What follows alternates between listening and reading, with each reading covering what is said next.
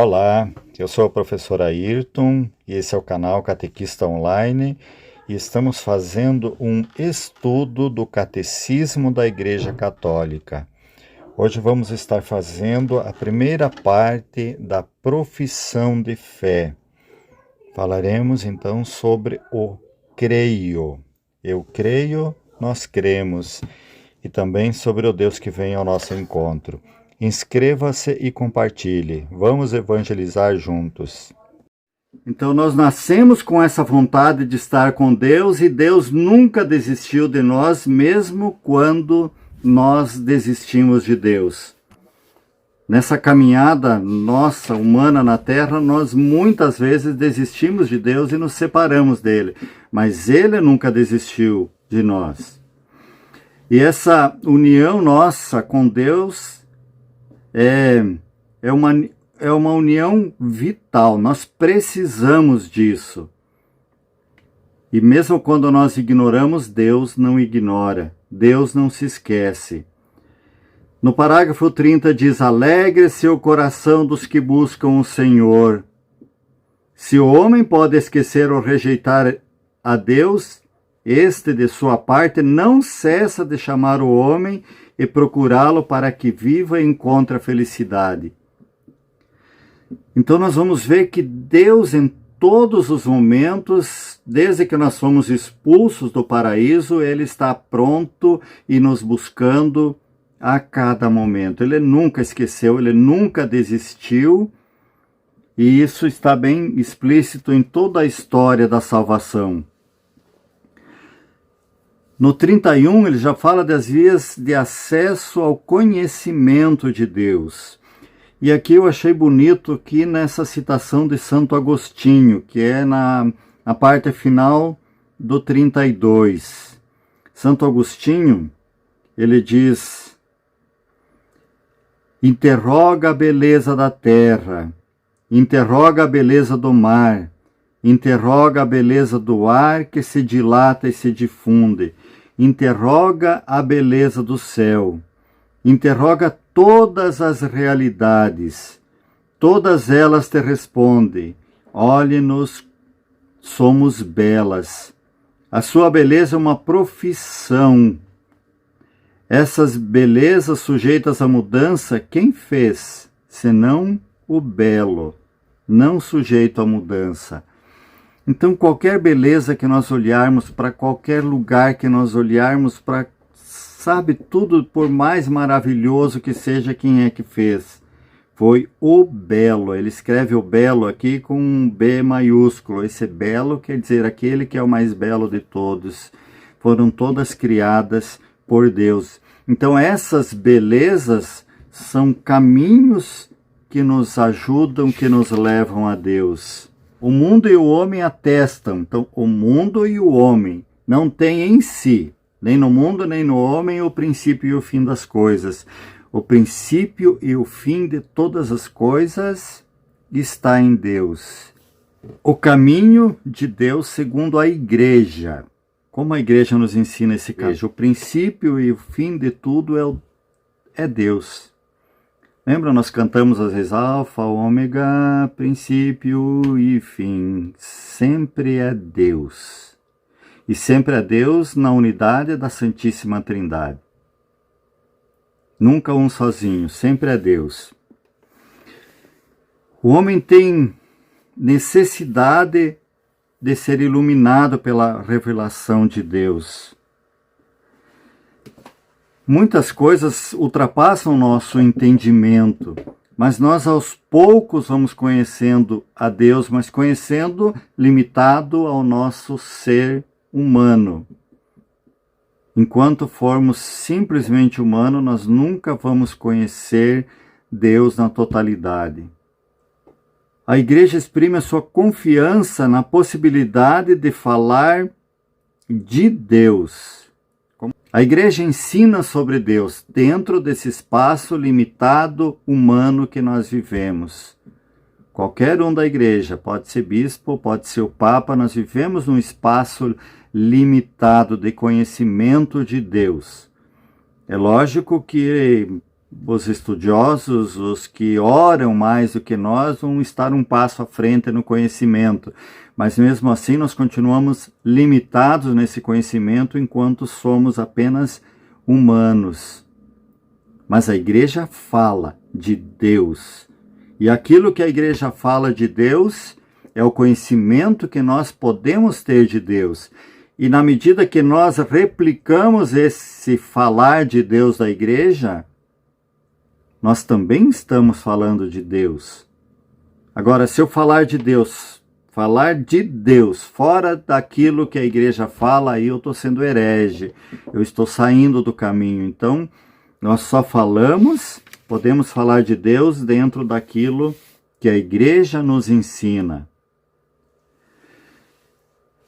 Deus transcende a toda a criatura. Deus é mais.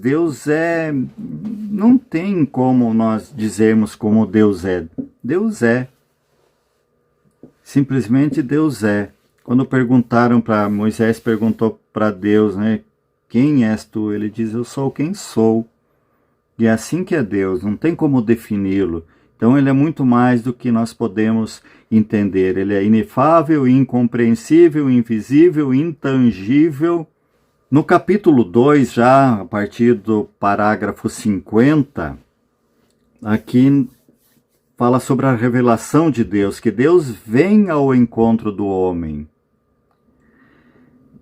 Quando nós formos falar que Deus vem ao encontro do homem, eu lembro assim, lá na passagem, quando nós morávamos ainda no paraíso com Deus, um pouquinho depois do pecado original, conta que Adão e Eva ouviram os passos do Senhor Deus que se aproximava. Então veja, se eles ouviram os passos de Deus que se aproximava, é porque Deus vinha até eles. Deus se aproximava, Deus chegava, Deus conversava. Então Deus vem ao encontro. Tá? E Deus nunca deixou de vir. O projeto de Deus é nos levar todos de volta para o céu. E aí algumas etapas então desse projeto de Deus que foi aos poucos sendo revelado e sendo mostrado para nós e para nos levar até Deus. Então, veja, lá estávamos no paraíso, nós pecamos, mas lá Deus vinha ao nosso encontro. Lá no paraíso não era um Deus distante, era um Deus que chegava. Saímos do paraíso, saímos de lá, o homem por um tempo esqueceu de Deus, das coisas de Deus. Aí vem Deus de novo, faz aliança lá com Noé, lá no comecinho da Bíblia. Depois dessa aliança com Noé, passado mais um tempo, vem a aliança com Abraão. E aí começa a história do povo de Deus sendo contada. Não escrita ainda com Abraão, mas contada. Certo? Abraão, lembramos, mais ou menos 1900 anos antes de Jesus. Aí vai lá Deus e escolhe Abraão e faz um pacto com Abraão, faz um acordo com Abraão. E desse acordo era de fazer com que a descendência de Abraão fosse maior que todas as estrelas do céu. Isso quer dizer, a descendência era infinita, isso foi prometido para Abraão. Mas vamos lembrar que Abraão era um idoso sem filho, Sara, sua esposa, era estéril, não teve filho nenhum, e vem lá Deus e faz essa promessa. Mas é Deus vindo de novo ao encontro. Só que para isso, para essa promessa se cumprir, Abraão tinha que sair do meio daquele povo e ir para um outro lugar. E mudar de vida, e mudar os costumes. Então vejam lá. Veio primeiro então Noé, aí Abraão com Moisés. E essa revelação completa, ela se torna com a vinda de Jesus. Então é sempre Deus vindo ao encontro do homem. Deus nunca deixou de se preocupar conosco. Jesus é o mediador e a plenitude de toda a revelação. Então todo o Antigo Testamento ele vai conduzindo para a chegada de Jesus. Ele aponta a chegada de Jesus, mas é sempre Deus procurando o homem. E muitas vezes Deus teve que procurar o homem em todas essas vezes porque o homem se esqueceu de Deus. Mas Deus não se esquece de nós. Não haverá outra revelação. Então a revelação de tudo aquilo que aconteceu, que acontece, que podia ser revelado do céu, aconteceu até a vinda de Jesus. Aconteceu com Jesus. A transmissão da revelação divina. Como que foi? Como que se dá essa transmissão? Deus quer que todos os homens sejam salvos e cheguem ao conhecimento da verdade. Deus não quer perder nenhum de nós. A transmissão, então. Como que é feita a transmissão? A pregação apostólica. Então veja, a pregação apostólica se dá, lá no princípio, se dá oralmente.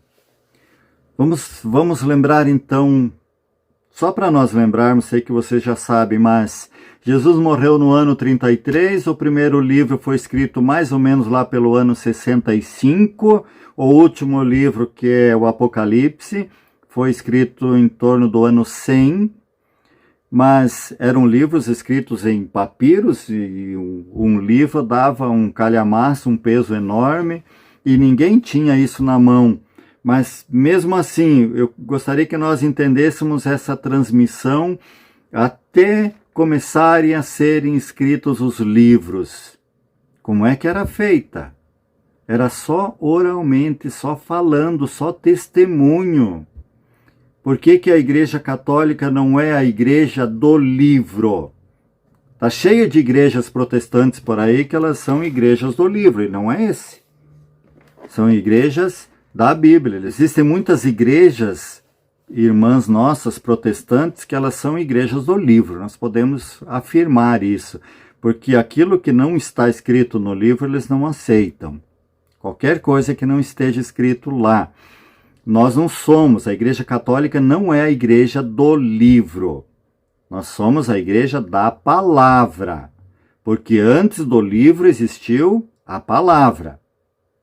Foram no mínimo 30 e poucos anos só com a palavra. Mas eu posso até garantir para vocês que até o ano 300 e pouco a transmissão foi praticamente pela palavra. Até o ano 350, quando a Igreja Católica organizou a primeira Bíblia, que era a Vulgata, era a transmissão praticamente feita pela palavra. Tá? Então, nós somos essa igreja, a igreja da palavra. Então, o evangelho todo foi transmitido dessas duas maneiras, oralmente e por escrito. Tanto faz uma maneira com a outra, dessa transmissão, ela foi realizada e continua sendo realizada sempre com a ajuda do Espírito Santo. Nada se faz na nossa igreja sem a ajuda do Espírito Santo. O Espírito Santo nos ajuda sempre, então, com a transmissão da palavra, com a tradição, e nos ajudou a igreja a organizar a Sagrada Escritura. Então, se nós temos a Sagrada Escritura do jeito que ela é hoje, é sempre com a ajuda do Espírito Santo. Aqui no versículo 80, a relação entre a tradição e a Sagrada Escritura. E aqui nos afirma, elas estão entre si estreitamente unidas e comunicantes. Vamos lembrar o que é a tradição. Nós já comentamos que é a tradição, né? Então, a tradição é tudo aquilo que os apóstolos faziam e continuaram fazendo, que não está escrito na palavra, mas antes de existir a palavra, eles já faziam. Isso é a tradição. Tá? Como é que eles batizavam? Como é que eles pregavam? O que eles falavam? Isso tudo é tradição. E essa tradição vem desde os apóstolos. Nós somos a igreja da tradição apostólica também. Vem desde lá até os dias de hoje. Então, aquilo que está escrito e aquilo que eles faziam estão ligados entre si. Um jamais vai contradizer o outro. A tradição apostólica e o magistério da igreja nunca vão contradizer a palavra escrita. Mas nós não somos a igreja só da palavra escrita. Como nós comentamos, tem nossos irmãos que eles adoram a palavra, adoram o livro. Não, peraí, me expressei mal. Eles adoram o livro. Nós adoramos a palavra. A palavra é Deus. Está lá no livro de São João. E o verbo se fez carne. Verbo é palavra. E o verbo se fez carne e habitou entre nós. Então nós adoramos a palavra, tanto a palavra escrita na Bíblia, quanto a palavra falada, que é a palavra de Jesus. Amém?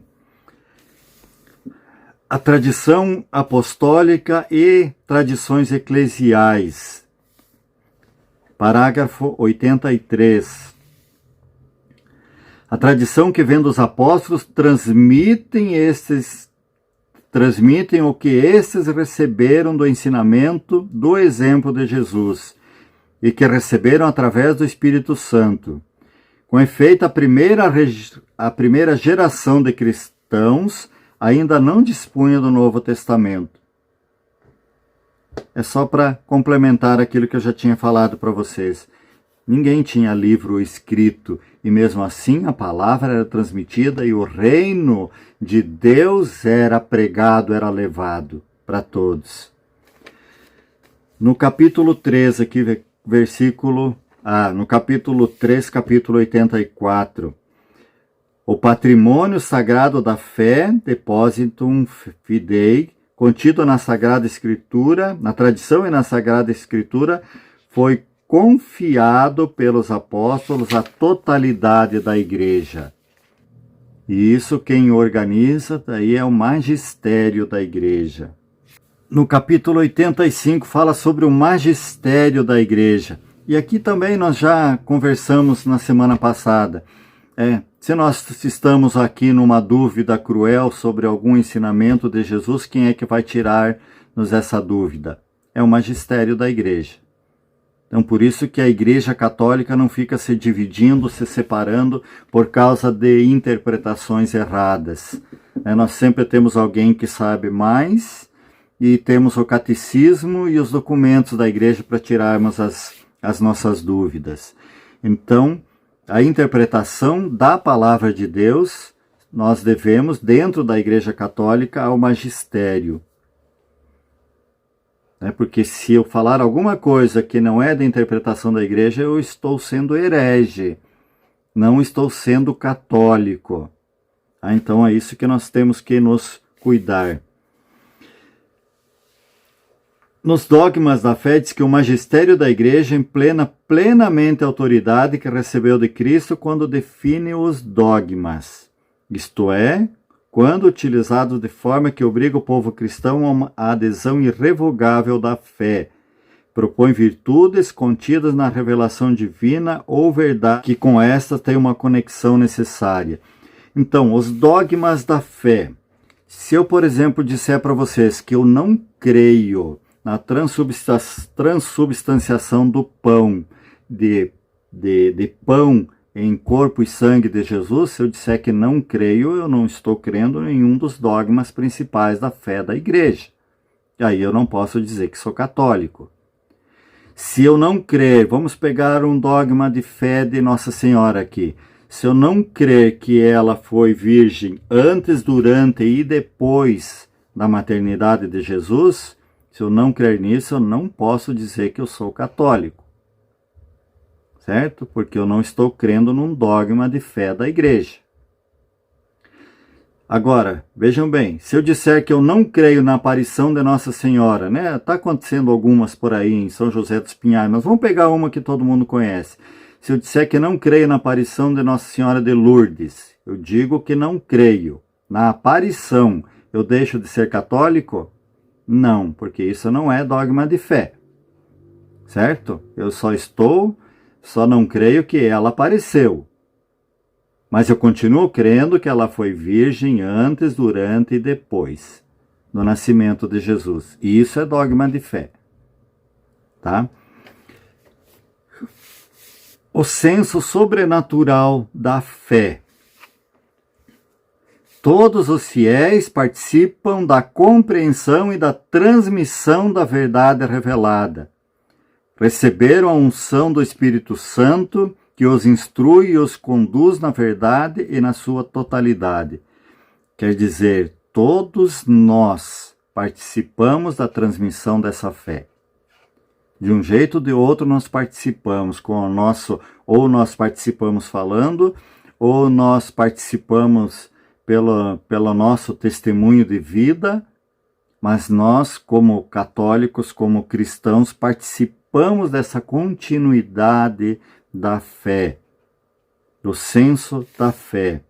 O crescimento na compreensão da fé, esse crescimento vai se dar na medida que nós vamos entendendo mais, vamos estudando mais, porque a fé não é só um dom sobrenatural.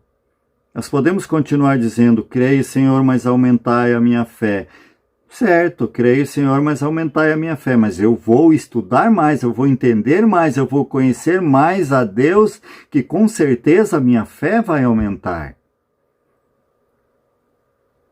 Eu sei que é uma frase batida, mas ninguém ama aquilo que não conhece. Então, se eu estou buscando conhecer mais a Deus, a minha fé vai estar aumentando com certeza.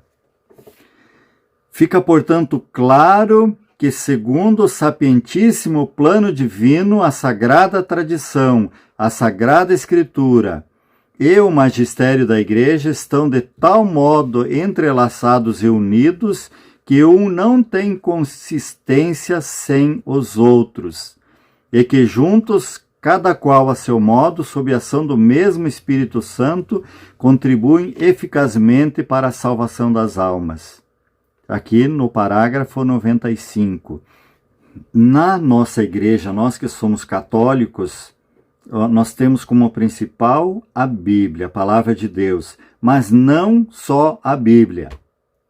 Lembre, nós não somos uma religião que adora o livro, nós adoramos a palavra é Deus. E essa palavra, antes de ser escrita, ela foi falada. E essa palavra não é de interpretação pessoal de cada um. Vocês já ouviram isso também lá nas leituras de Paulo. Nenhuma interpretação, nenhuma palavra da Bíblia é de interpretação pessoal. Se não é de interpretação pessoal, é o magistério da igreja que vem interpretar. Então a nossa igreja é baseada nesses três grandes pilares. Primeiro, a palavra de Deus. Em segundo, o magistério e a tradição apostólica. Não sei se o segundo é o magistério ou é a tradição, mas o importante é que o primeiro é a palavra de Deus. Mas esses dois são três pés. E nesses três pés a igreja tem 2000 anos. No artigo 3 fala da Sagrada Escritura, parágrafo 101. Palavra única da Sagrada Escritura. Através de todas as palavras da Sagrada Escritura, Deus pronuncia uma só palavra, seu verbo único, no qual se expressa por inteiro. Quando vocês devem ter percebido, e aqui quase todos vocês são leitores, quando nós vamos fazer uma leitura na igreja, nós terminamos lá dizendo palavra do Senhor, certo? Após a leitura, palavra. De vez em quando a gente ouve alguém dizer palavras do Senhor. É errado. Deus só tem uma palavra. Toda a Escritura é a palavra do Senhor, uma só. Vamos se lembrar lá, São João, e o verbo se fez carne, verbo é palavra, é uma só palavra. Tá? Lembrai-vos que é uma mesma palavra de Deus que houve em todas as Escrituras. É um mesmo verbo que ressoa na boca de todos os escritores sagrados. Quando ele fala todos aqui, é todos, desde o Antigo Testamento até o Novo. Desde Moisés, que começou a escrever a Bíblia, até São João, que escreveu o último livro, todos eles escrevem uma palavra só. E essa palavra é a palavra de Deus. No inciso 2 aqui diz inspiração e verdade da Sagrada Escritura. Quem é o autor da Sagrada Escritura? É Deus. O autor sempre foi Deus. Mas Deus veio aqui e escreveu? Não. Ele usou de homens, usou de pessoas para escrever. Mas toda pessoa que pegou um pincel, seja lá o que for, para escrever qualquer palavra de Deus, essa pessoa estava inspirada por Deus. Os livros inspirados ensinam a verdade. E no 108, todavia a fé cristã não é uma religião do livro. O cristianismo é a religião da palavra. O Espírito Santo é o intérprete da Escritura. Por isso que nós não podemos ter uma interpretação pessoal, uma interpretação minha. A minha interpretação tem que bater com a interpretação da igreja, senão ela não é a interpretação do Espírito Santo. Para descobrir a intenção dos autores, há de levar em conta as condições da época. Olha que interessante aqui, porque às vezes é fácil de nós julgarmos hoje aquilo que acontecia lá no Antigo Testamento. Vamos voltar aí a Abraão, certo? Abraão, a Sara não podia ter filho, o nome dela primeiro era Sarai, e dele era Abrão. Ela não podia ter filho, já era de idade, era estéril. Aí o que ela fez? E deu uma serva. É uma coisa errada no nosso ver de hoje ou não é? É, deu outra mulher para ter relação com ele, para ter um filho como se fosse filho legítimo do casal. Então, nós não podemos julgar aquilo que aconteceu lá, nessa época. Tá? Tudo nós temos que ver conforme a época, conforme os acontecimentos. Então, as condições da época e a cultura da época. E ainda a Bíblia é cheia de gêneros literários. Tem de muitas poesias aqui na Bíblia também. Tá? E o modo de sentir, o modo de falar, sempre da época em que eles viveram. O Concílio Vaticano II indica 3 critérios para a interpretação da Escritura conforme o Espírito que a inspirou. 3 critérios para interpretar. Primeiro, é prestar muita atenção ao conteúdo e à unidade da Escritura. Conteúdo e unidade. Nós vemos muitas citações no Novo Testamento citando o Antigo. Isso é a unidade. O Antigo Testamento leva para o Novo, indica o Novo. Não dá para separar uma coisa da outra. A Escritura é por inteira, a palavra de Deus é uma só, do começo ao fim. Ler a Escritura dentro da tradição da igreja inteira. E por último, estar atento à analogia da fé. Analogia, então, é a coesão das verdades da fé. Em quem eu creio? Como eu creio? Por que eu creio? Qual é a verdade da revelação? Então, é a coesão de tudo aquilo que eu creio com as Escrituras. Capítulo 120. O cânon das Escrituras. Foi a tradição apostólica que fez a Igreja discernir que escritos deviam ser enumerados na lista dos livros sagrados. Esta lista completa é denominada Cânon das Escrituras. Ela comporta para o Antigo Testamento 46 livros escritos e 27 para o Novo. Vamos entender isso aqui, ó. Cânon das Escrituras. Mesmo essas religiões que nós dizemos que são as religiões do livro, eles têm que aceitar o livro que a Igreja Católica preparou e organizou, principalmente no Novo Testamento. E o que é principal para o cristianismo? O principal é o Novo Testamento. A nossa religião é cristã, cristã vem de Cristo. Então nós estamos aqui. A igreja separou então existiam outros livros. Do Novo Testamento existiam muitos outros livros que não foram livros canônicos. Não eram livros inspirados. E houve uma briga muito grande porque muitos queriam colocar mais livros, outros queriam colocar menos. Mas aí a tradição apostólica colocou principalmente esses 27 do Novo Testamento. Porque do Antigo Testamento já existiam esses livros do povo judeu. A Igreja Católica só pegou, mas o Novo todos têm que aceitar a autoridade da Igreja Católica. O capítulo 123, os cristãos veneram o Antigo Testamento como verdadeira palavra de Deus. O Novo Testamento é a palavra de Deus, que é força de Deus para a salvação de todo crente. O Novo Testamento é a palavra de Deus, apresentada e manifesta o seu vigor de modo eminente em todos os escritos. Então, a maior palavra de Deus está no Novo Testamento quando Deus esteve aqui no meio de nós. E os evangelhos são o coração de todas as escrituras, uma vez que constituem o principal testemunho sobre a doutrina e o Verbo encarnado, nosso Salvador. Na hora da missa, quem é que lê o Evangelho? É o padre. Nós lemos o quê? Nós podemos ler o Salmo, ler Primeiro Testamento, ler leituras do Novo Testamento, das cartas escritas, ou até do Apocalipse. Mas quem lê o Evangelho é o padre, porque o padre é o próprio Cristo ali na hora da celebração. De toda essa Bíblia, dos 46 mais os 27 livros, o que é o principal de tudo que está aí? Os 4 evangelhos. Porque os 4 evangelhos narram a vida e a obra de Deus conosco, do Cristo conosco.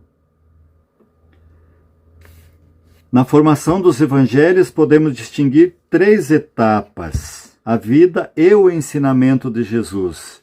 A primeira etapa, então, tirada ali de dentro dos evangelhos. A vida de Jesus está ali, os ensinamentos de Jesus estão ali. A tradição oral. Jesus não deixou nada escrito.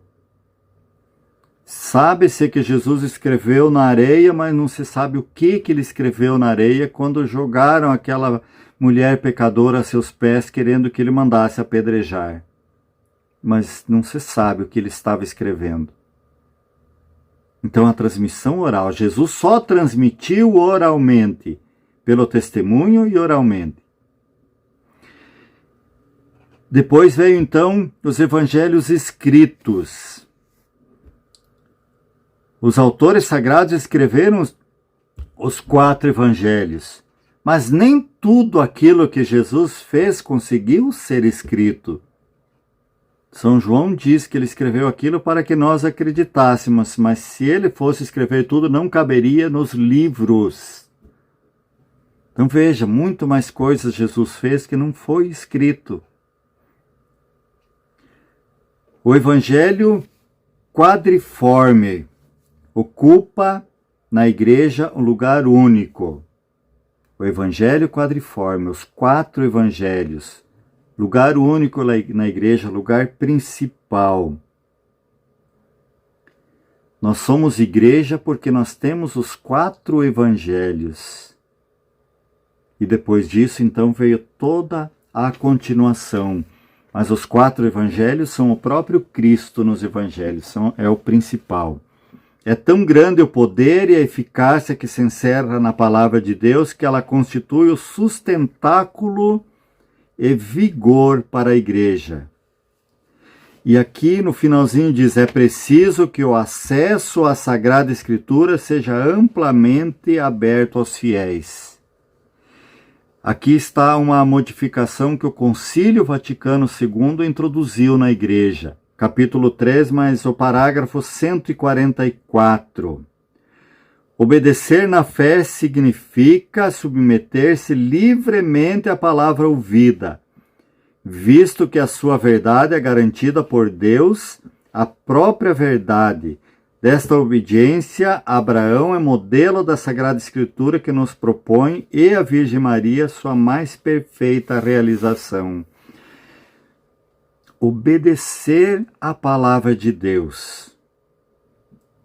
Abraão é o pai da fé porque ele obedeceu sem contestar.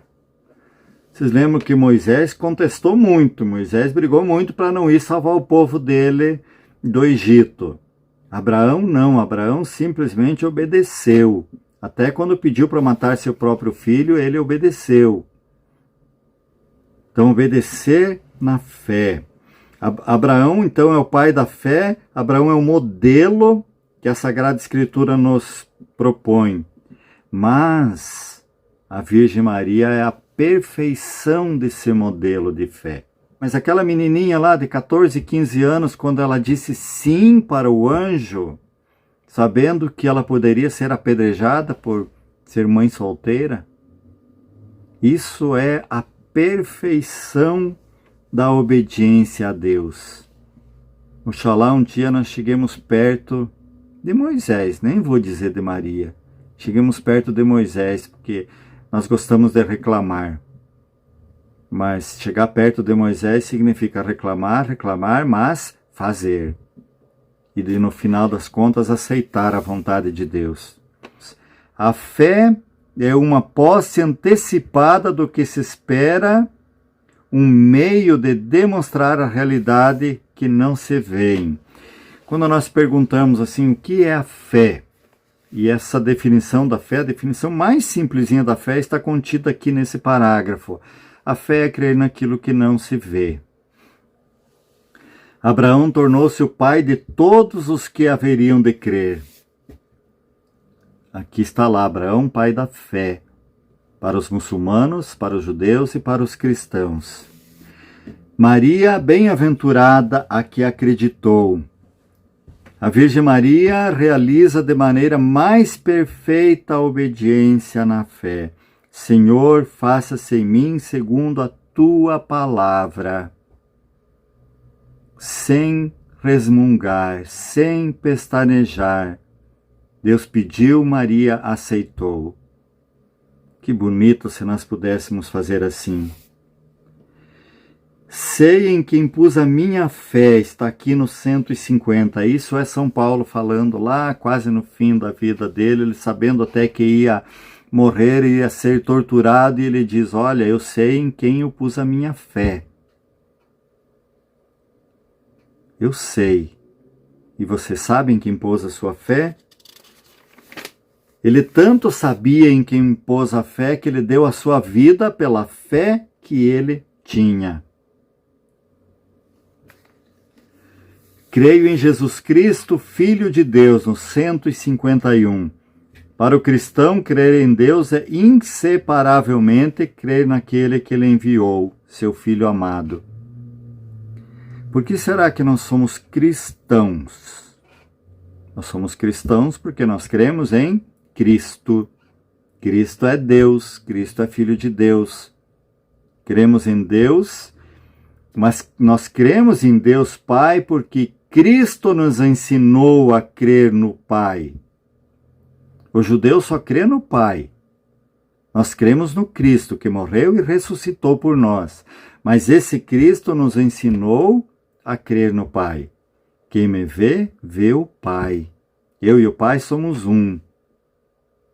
E ainda é mais bonito quando ele chama Abba Pai, que quer dizer, Abba quer dizer paizinho. Paizinho, pai de amor. Então, se nós somos cristãos e como cristãos nós cremos no Deus que é Pai. Cremos também no Espírito Santo. Não se pode crer em Jesus Cristo sem a participação do seu Espírito. É o Espírito que revela aos homens quem é Jesus, pois ninguém pode dizer Jesus é o Senhor a não ser pelo Espírito Santo.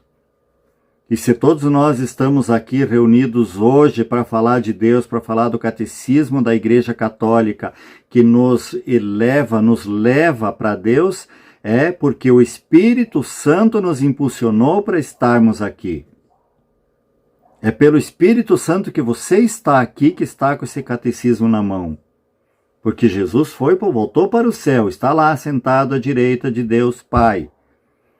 Se ele está à direita de Deus Pai, lá nos céus, Deus Pai está lá também. Quem é que está aqui então? O Espírito Santo. Mas agora vem aquela parte que é um pouco difícil para nós entendermos. Porque nós cremos num Deus que é uno e trino. Nós cremos no Pai, no Filho e no Espírito Santo. Quem está nos conduzindo na terra agora é o Espírito Santo. Mas onde está um, estão todos. As características da fé. Bom, primeiro a fé é uma graça. Ela é uma graça de Deus. Mas também é um ato humano.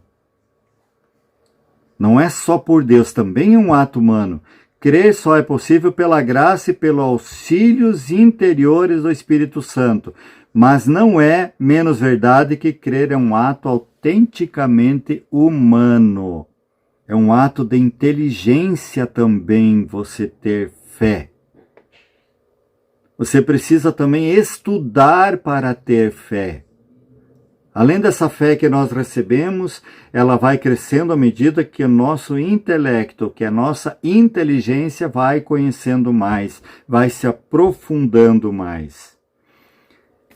No 156 diz a fé e a inteligência. O motivo de crer não é o fato de as verdades reveladas aparecerem como verdadeiras e inteligíveis à luz da nossa razão natural. Cremos por causa da autoridade de Deus, mesmo que revela e que não pode nem enganar-se, nem nos enganar. A autoridade de Deus não se engana, nem nos engana. No 157, a fé é certa, mais certa do que qualquer conhecimento humano, porque se funda na própria palavra de Deus, que não pode mentir. A fé procura compreender. Ela é inerente à fé do crente desejar conhecer melhor aquele no qual pôs a sua fé, compreender melhor o que ele revelou. E lá no 159, a fé e ciência. Porém, ainda que a fé esteja acima da razão, não poderá jamais haver verdadeira desarmonia entre uma e outra, porquanto mesmo Deus que revela os mistérios e infunde a fé dotou o espírito humano da luz da razão. E Deus não poderia negar-se a si mesmo, nem a verdade jamais contradizer a verdade. Isso aqui eu gostaria que nós entendêssemos bem. A fé e ciência andam juntas. Não são separadas. Fé não vai contradizer a ciência, nem a ciência vai contradizer a fé. Se um dia for provado que houve o Big Bang, e eu até acredito que houve, a minha fé me diz houve, mas quem é que provocou esse Big Bang? Eu vou dizer que foi Deus. Certo? Vou dizer que foi Deus. Eu creio que foi Deus, que o início de tudo foi Deus. Mas nós acreditarmos, como muitas religiões do livro, religiões protestantes, não, Deus criou o homem e a mulher, Adão e Eva, e criou já eles pronto com toda essa inteligência. Muitos vão falar isso. A Igreja Católica não. A ciência e a fé andam juntas. Para que o ato da fé seja humano, o homem deve responder a Deus crendo por livre vontade. Então nós devemos ter fé por livre vontade.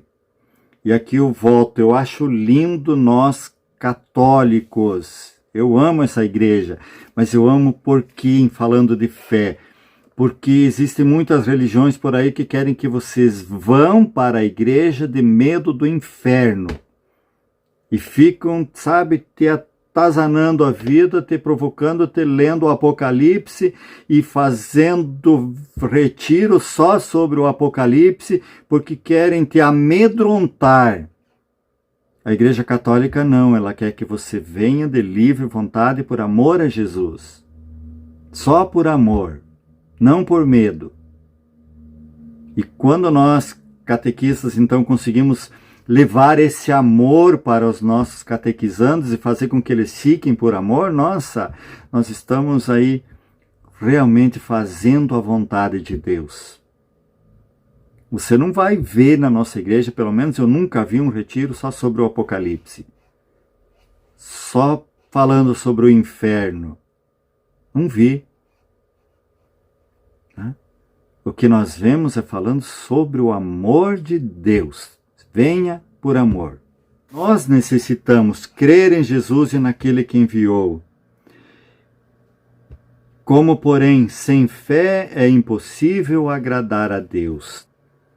Então, mesmo que minha fé seja do tamanho de um grão de mostarda, aquele grãozinho de mostarda que Jesus falou, já estou começando a agradar a Deus. Certo?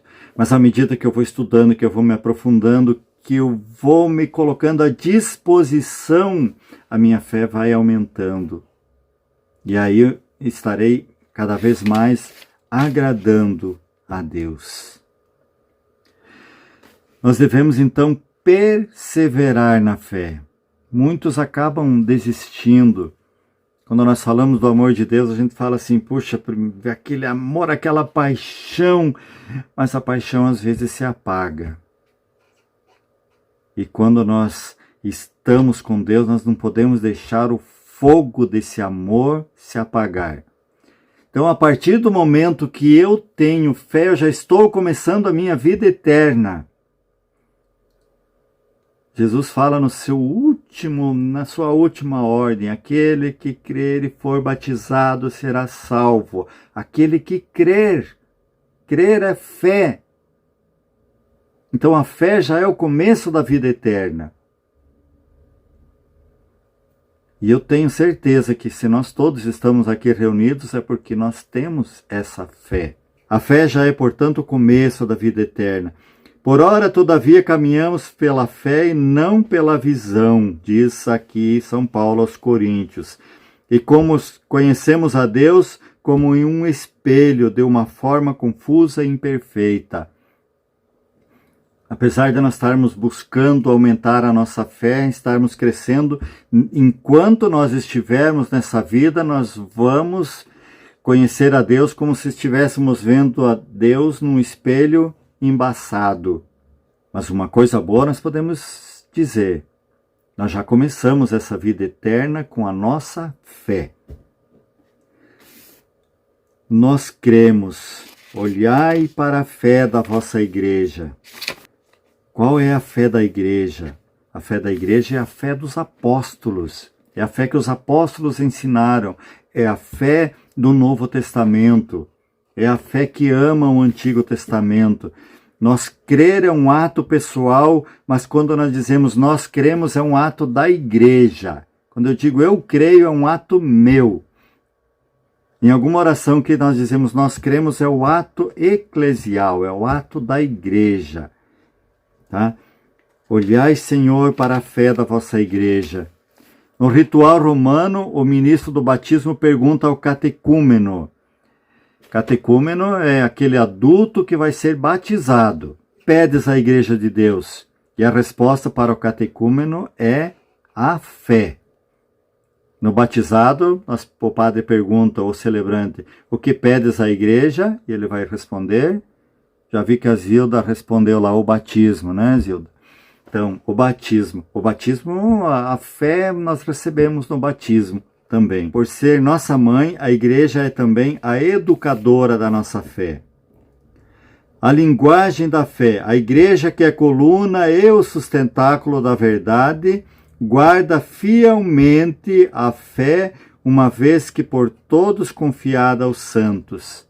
A igreja guarda a fé de Jesus Cristo. A igreja é a porta-voz, é o sustentáculo dessa fé. Uma única fé. há séculos, através de tantas línguas, culturas, povos e nações, a Igreja não cessa de confessar sua única fé, recebida de um só Senhor, transmitida por um único batismo, enraizada na convicção de que todos os homens têm um só Deus e Pai. Santo Irineu que fala isso. Uma só fé, há um só batismo e uma só igreja. Deus criou só uma. Deus não criou esse montão de igreja que tem por aí. Nós aceitamos, mas Deus só criou uma. Não importa qual língua. A fé é a mesma.